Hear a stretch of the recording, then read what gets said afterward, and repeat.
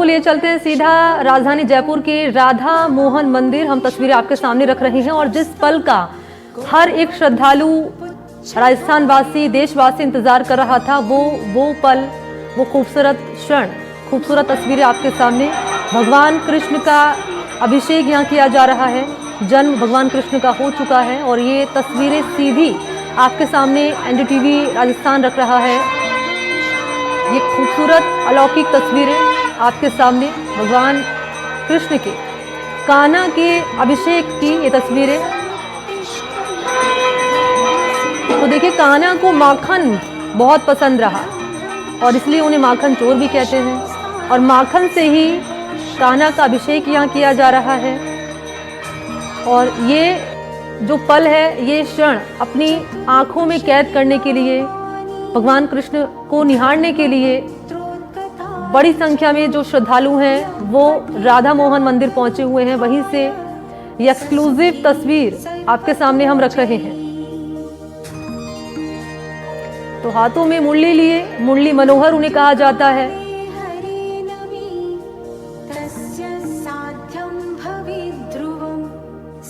गोपालक उन्हें कहा जाता है, गोपाल उन्हें कहा जाता है, मुरली मनोहर उन्हें कहा जाता है। और भगवान कृष्ण जो आस्था के प्रतीक हैं, प्रेम के प्रतीक हैं, श्रद्धा के प्रतीक हैं, आज कान्हा का जन्म हो चुका है। ये क्षण, ये लम्हा कई मायनों में अहम हो जाता है। और ये सीधी तस्वीरें आपके सामने हम रख रहे हैं टीवी स्क्रीन पर। जो श्रद्धालु दर्शन करने नहीं जा पाए वो सीधा घर बैठे भगवान कृष्ण के, कान्हा के या अलौकिक रूप के दर्शन कर सकते हैं। तो माखन से अभिषेक किया जा रहा है, घी से अभिषेक किया जा रहा है।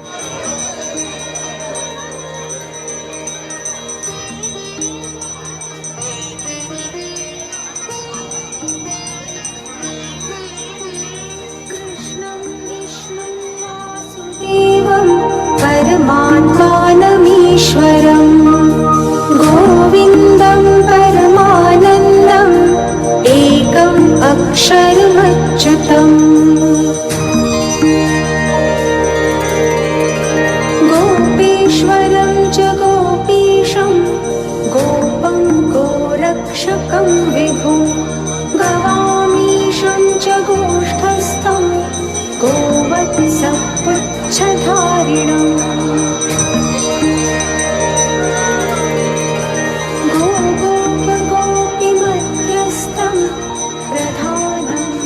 तो कान्हा के ये लाइव दर्शन आप कर सकते हैं। सबसे पहले एनडीटीवी राजस्थान पर ये एक्सक्लूसिव तस्वीर हम आपके लिए लेकर आए हैं। अभिषेक हो रहा है इस वक्त, कान्हा का जन्म हो चुका है। ये जो समय है, ये जो लम्हा है, ये पल है, ये क्षण है, इसका हर एक श्रद्धालु जो कृष्ण प्रेमी है वो इंतज़ार कर रहा था। और ये क्षण, ये तस्वीरें आपके सामने, अभिषेक यहाँ हो रहा है। देखिए, सबसे पहले तस्वीरें आपके सामने हम रख रहे हैं। पूरा कार्यक्रम, हर एक तस्वीर आपके सामने।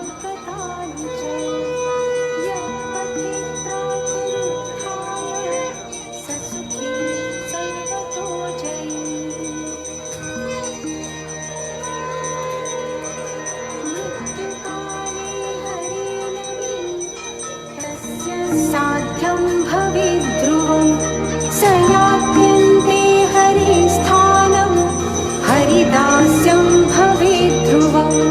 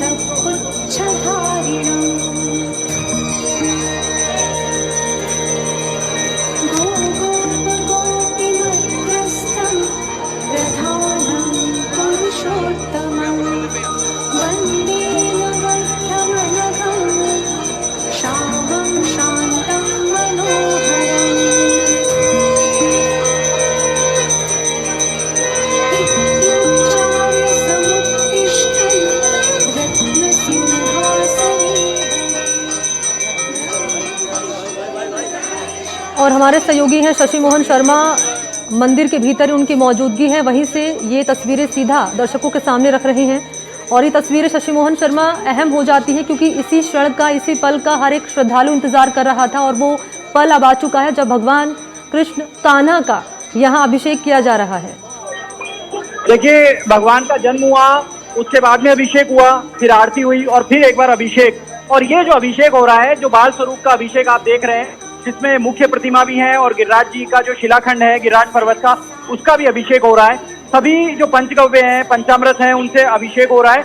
साथ में खास बात ये कि ये अभिषेक के बाद जो पंचामृत है वो भक्तों में बांटा जाएगा और भक्त उसके लिए बेसब्री से इंतजार कर रहे हैं। अपने कान्हा की एक झलक पा लेना चाहते हैं, उनका अभिषेक किस तरीके से हो रहा है उसकी एक झलक पा लेना चाहते हैं।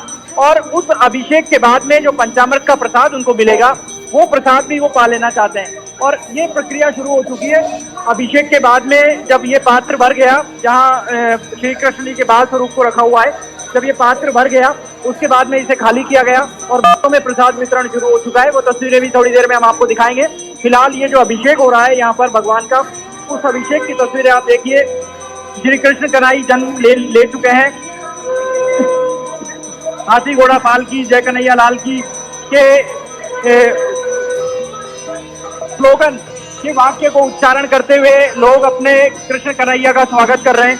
और कृष्ण कन्हैया का स्वागत करने के साथ ही लोग इस प्रसाद का भी प्रतीक्षा से इस प्रसाद का भी बहुत बेसब्री से प्रतीक्षा कर रहे हैं। और आप ये देखिए कि लोग अपने अपने घर से पात्र लेके आए हैं। कोई छोटा गिलास लेके आया है, कोई केतली लेके आया है और कोई अलग अलग तरीके से बरनी लेके आया है इस प्रसाद के पात्र को। और ये महंत परिवार के अलग अलग सदस्य हैं। जो सदस्य हैं, अगली पीढ़ी कैसे तैयार होगी और वो अगली पीढ़ी के रूप में आप देख सकते हैं कि वो अगली पीढ़ी कैसे तैयार होगी। उस अगली पीढ़ी को सिखाया जा रहा है कैसे अभिषेक करना है, कैसे शिलाखंड के ऊपर अभिषेक करना है। और ये यज्ञोपवीतधारी, ये जनेऊधारी बटुक, ये अभिषेक करना, इस सनातन परंपरा को आगे बढ़ाना सीख रहे हैं। और वो सनातन परंपरा जो सदियों से चली आ रही है, जिसका ना कोई आदि है ना कोई अंत है, इस परंपरा को वेदों के जरिए आगे बढ़ाया गया, फिर बाद में लिखित साहित्य के जरिए आगे बढ़ाया गया। और वेदों को अपौरुषेय कहा गया है, यानी उनकी रचना किसी एक पुरुष ने नहीं की है। उनकी रचना श्रुत साहित्य के आधार पर हुई है। और वो श्रुत साहित्य के आधार पर जो सनातन में सुना गया, देखा गया, लिखा गया, और उसके आधार पर इनको आगे बढ़ाते हुए इसी परंपरा को और महंत परिवार के अलग अलग सदस्य अपनी बात कहते हुए अपना प्रतिनिधित्व जताते हुए दिख रहे हैं। मलेजी, ये नई पीढ़ी को भी आप लोग तैयार कर रहे हैं कि सनातन परंपरा को कैसे पुष्ट किया जाए, कैसे जीवित रखा जाए, ये सब सिखाया जा रहा है। और आज अभिषेक में क्या क्या प्रक्रिया है? आज दामोदर मंदिर में ठाकुर जी का जन्माष्टमी का महाअभिषेक किया जा रहा है, जिसमें सर्वप्रथम जो है पंचगव्य से अभिषेक किया गया, सर्वोत्पत्ति से अभिषेक किया गया। फिर अभी पंचामृत चल रहा है और ये भक्तों में वितरण किया जाएगा। जो ये परंपरा है, ये 500 साल से वृंदावन से चली आ रही है। वृंदावन में आरंभ किया था हमारे गोस्वामी घरों ने, जो षट गोस्वामी हैं, 500 साल पहले। और उन्होंने दोपहर में तय किया राजा दामोदर जी का विग्रह का अभिषेक, महाअभिषेक जन्माष्टमी के दोपहर में किया जाएगा। उसी क्रमानुसार आज भी वहाँ से जो 200-300 साल से ठाकुर जयपुर में आए वृंदावन से, तो यहाँ भी हम सब मिलकर ठाकुर पंचामृत का अभिषेक करते हैं। दोपहर 12 बजे जन्माष्टमी का महोत्सव मनाते हैं। और यही परंपरा नियमित चली आ रही है 300 साल से जयपुर में। उसके बाद ठाकुर जी का भोग लगाया था पंजीरी और 56 भोग का, माखन मिश्री का, जो कि उसके बाद महाआरती हुई। फिर पंचामृत अभिषेक हो रहा है जो भक्तों में वितरित किया जाएगा। उसके बाद सायकाल में ठाकुर जी का जगमोहन में विराजमान होंगे झूले में, और नंदोत्सव मनाया जाएगा रात्रि 12 बजे तक। उसके बाद ठाकुर जी का शयन करा जाएगा। उसके तत्पश्चात गोविंद का अभिषेक होता है। यह नियम वृंदावन में चालू हुआ, जो यहाँ भी चल रहा है नियम अनुसार आज तक है, यथावत चालू है। अच्छा, नंदोत्सव भी यहाँ पर आज ही हो जाएगा, रात को 8 बजे से रात्रि 12 बजे तक।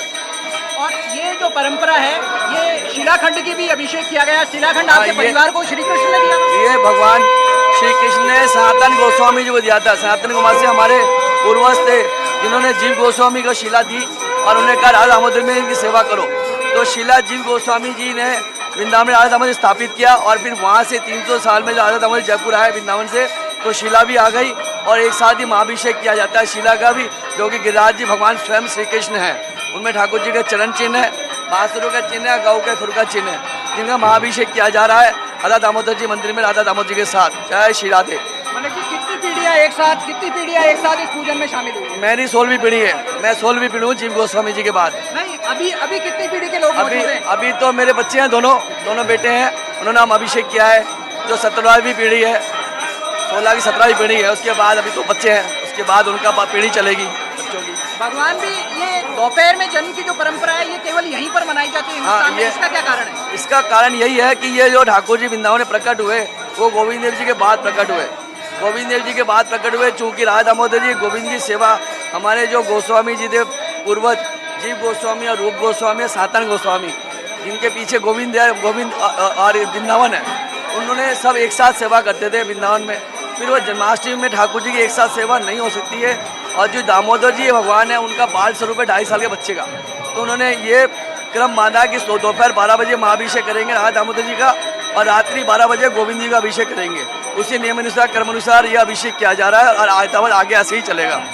कई ऐसे मंदिर हैं जहाँ पर जन्माष्टमी पे अन्य भक्तों की तरफ से लाया हुआ प्रसाद नहीं चढ़ता है, लेकिन यहाँ पर अभिषेक में, पंचामृत में, पंचगव्य में आपने सभी भक्तों का हाँ, यहाँ पे गिरिराज जी विराजमान है, तो गिरिराज जी को सब स्वीकार है, इसलिए सभी भक्तों का प्रसाद भोग जो भी प्यार से ठाकुर जी को अर्पित करता है, प्रेम से सब स्वीकार है, सब भोग लगता है।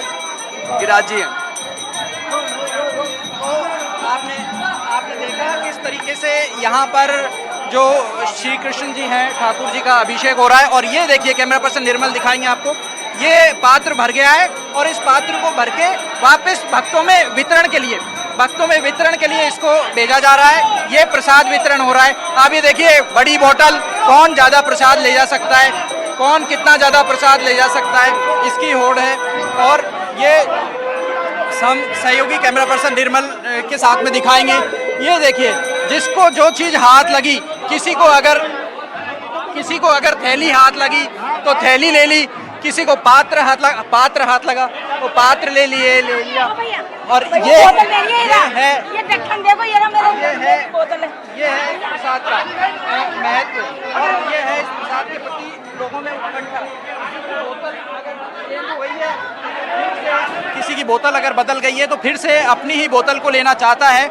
और हम दिखाएंगे सहयोगी निर्मल के साथ में, जो लोगों में अपने ठाकुर जी को स्पर्श करता हुआ प्रसाद आया है पंचामृत का, उसको लेने के प्रति कितनी उत्कंठा, कितनी ललक है। और ये ललक आप यहाँ देख सकते हैं। ये मैन परिवार, ये पात्र खाली हो गया है, एक पात्र खाली हो गया है, दूसरा पात्र यहाँ फिर से रख दिया गया है, और इस पात्र के जरिए ये प्रसाद वितरण यहाँ पर लोगों के बीच में किया जा रहा है। ये बड़ा ड्रम है, तकरीबन 100 लीटर से ज़्यादा क्षमता का ये ड्रम है, और उस ड्रम को भर दिया गया है, जिसमें से लोग अपने अपने आस्था के अनुसार प्रसाद ले सकते हैं। कहाँ से पधारे हैं आप और इस प्रसाद के प्रति क्या आस्था है? बड़ी चौपड़ क्या आस्था है आपने ठाकुर जी को छूता हुआ जो पंचामृत आया है उसको लेने के प्रति कितनी उत्कंठा है? कई लोग व्रत भी इसी से बोलते हैं। हाँ, सब लेता है, सब कुछ। आपकी क्या आस्था है भगवान के प्रति और इस प्रसाद के प्रति का? बिल्कुल भगवान के प्रति बहुत ज्यादा आस्था है। प्रसाद अमृत है, भगवान का अभिषेक किया हुआ अमृत, जो नसीब वालों को नसीब होता है, ऐसे हर किसी को नसीब को छू के जो प्रसाद आया है, बिल्कुल उसका तो वर्णन करना ही शब्दों का मतलब आप सोच नहीं सकते। हाँ जी। बाबूजी कितना बरस का होगा थे? 81 का। और फिर भी आओ, जो अपार अवस्था को ना, भीड़ में कोई दिक्कत होगी तो ठाकुर जी रक्षा करे ना कहीं। हाँ जी साहब। हाँ साहब, बहुत आनंद रहा। ये देखिए, महिलाएं ठाकुर जी का स्वागत कर रही हैं। कृष्ण कन्हई जन गए हैं, न्योछावर की जा रही है, वारफेर की जा रही है, और कृष्ण कन्हई जन्म ले चुके हैं और उनको बधाई। सुने आई यशोदा मैया दे दो बधाई, लाला जन्म सुने आई यशोदा मैया दे दो बधाई, दे दो मैया टीका भी दे दो, भी दे दो मैया टीका भी दे दो, झूमर की दे दो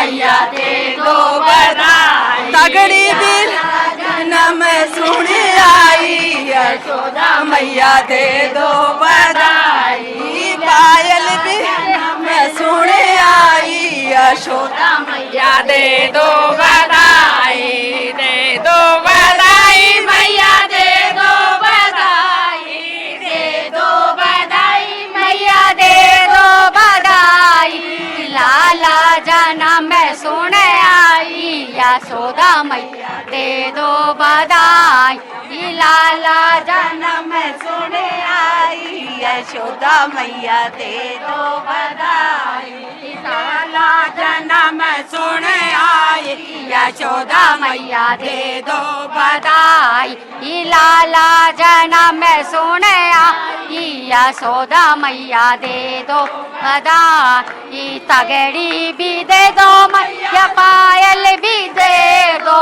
तगड़ी भी दे दो मैया, पायल भी दे दो, ओ बिछुआ की दे दो बधाई, यशोदा मैया दे दो बधाई, लाया की दे दो बधाई, यशोदा मैया दे दो बधाई, लाला जन्म सुने आई, यशोदा मैया दे। यशोदा मैया से कान्हा जन्म की बधाई मांग रहे हैं। हाँ, बधाई कान्हा जन्म की। क्या क्या बधाई मांगी जा रही है? सब कुछ मांगे, हलवा मिठाई सब कुछ है, जो सब मिल जाए, जो बढ़िया सारी चीज। और सबसे बड़ा तो भगवान चाहिए हमको, साक्षात हमको राधा रानी चाहिए, राधा रानी चाहिए, और सब परिवार के सुख शांति चाहिए। आपने क्या मांगी साहब? बधाई। बधाई बधाइयों कृष्ण जी के जन्म पे क्या बधाई मांगी आपने? भैया, बधाई, सुख शांति निरोगी काया प्रिय नारायण, बस यही प्रार्थना हमको, और कुछ नहीं चाहिए। तेरे शरण में बुलानी है, आपके शरण में आएंगे हम तो।